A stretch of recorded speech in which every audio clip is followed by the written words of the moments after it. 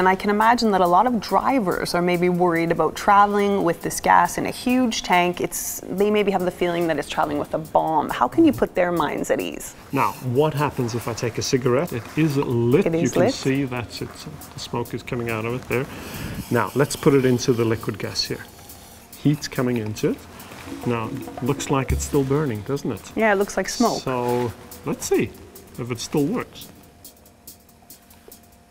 Nothing. Nothing, it's extinguished. So it's extinguished. But I'm sure at Volvo you've done a lot of internal safety tests to really put this to the test. Can you talk about a few of those? Definitely, and the side crash test where we actually want to look at the tank itself to see where is the most sensitive part of that, and that is of course the connections towards the rear. And it barely looks damaged. It does, but we put a lot of engineering resources into that. Then we've also done some other tests, like for instance the bonfire test, where we put a flare under the tank itself, heat it up and see what happens.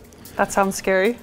No, to light a fire under. It sounds scary, yeah. but nothing's going to happen because it can't explode. And then on top of that, we've also done then a rollover test, because that is a very common accident that the truck rolls over.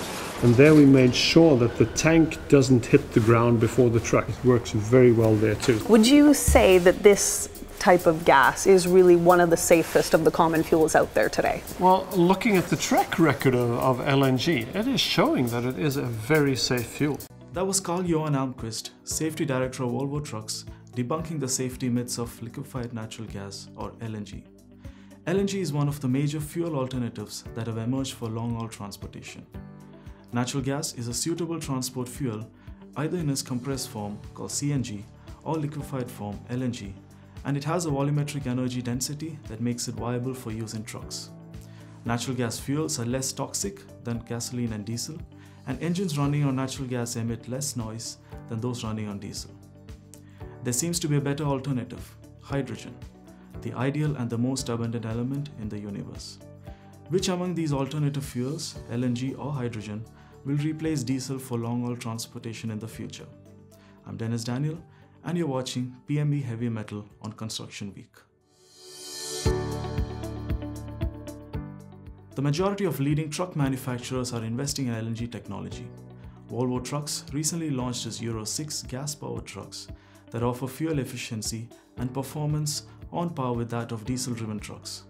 The Volvo FH LNG and Volvo FM LNG models reduce carbon dioxide emissions by 20% compared with diesel. A few months ago, Iveco's Stralis NP 460 truck completed a 1728-kilometer road journey from London to Madrid on a single fill of LNG and exceeding the vehicle's official range of 1600 kilometers. Compared with an equivalent Euro 6 diesel truck, a Stralis NP running on LNG emits around 90% less NO2 emissions, 99% less particulate matter, and up to 15% less carbon dioxide. Toyota, a leading proponent of fuel cell technology, believes that fuel cells, although in its infancy, have the greatest potential in future. Why is Toyota investing heavily in hydrogen when every leading European manufacturer is betting on LNG? Toyota has found success in hydrogen fuel cell cars and medium-duty vehicles. The Toyota Mirai car can be driven for around 480 kilometers with a full 5 kg tank of hydrogen. The growing confidence in hydrogen-powered transport has enabled Toyota to plan an annual production of fuel cell vehicles from 3,000 units in 2017 to 30,000 units by the early 2020s. Now, Toyota Motor North America and Kenworth Truck Company are collaborating to improve air quality at the Port of Los Angeles by developing 10 zero-emission Kenworth T680 trucks powered by Toyota hydrogen fuel cell electric powertrains. The Kenworth trucks combine hydrogen gas and air to produce electricity. This electricity powers electric motors to move the trucks while also charging the lithium-ion batteries to optimize performance as needed. The hydrogen fuel cell electric-powered Kenworth T680 trucks will have a range of over 300 miles under normal operating conditions. Why are we talking about natural gas and hydrogen? This is because emissions from heavy freight trucks have grown faster than any other transport mode at 2.4% annually since 2000, according to the International Energy Agency.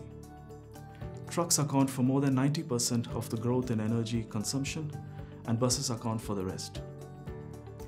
The International Energy Agency recommends 3 ways to modernize road freight transport. 1. Improve vehicle efficiency. 2. Improve road freight operations with intelligent data collection systems. And 3. Adopt alternative fuels and vehicles.